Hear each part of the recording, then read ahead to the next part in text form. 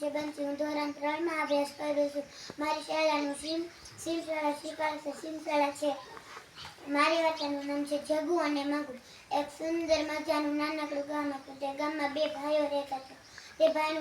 તે બંને ભાઈનું નામ, એકનું નામ જગુ અને મગુ.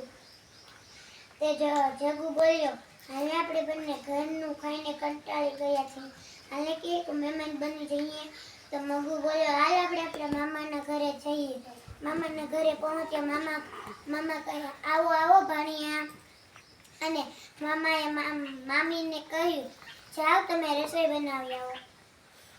તો મામી તો રસોઈ બનાવીને ચાલ્યા ગયા. તે પછી જગુ અને મગુ બંને રસોડામાં પહોંચ્યા. રસોડામાં જોયું તો 5 જ લાડવા હતા.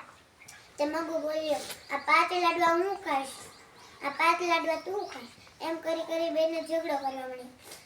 તે મગુ બોલ્યો, હાલે આપણે બંને રેસ નાખવી, ચાલ એક રૂમમાં.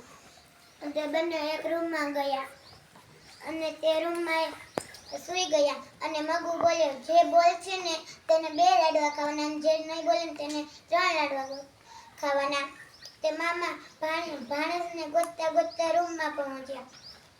તે રૂમમાં જોયું, ભાણેજને કેટલા બધા હલાવ્યા ચલાવ્યા, પણ તોય ભાણેજ કાંઈ બોલ્યા જ નહીં. પછી મામાએ કહ્યું, 108 જલ્દી આવો, મારા ભાણેજને કંઈક થઈ ગયું છે. 108 જલ્દી દવાખાને પહોંચી અને કહે, આને જીભમાં કંઈક વાંધો છે. ડૉક્ટરે સુઈ કરી.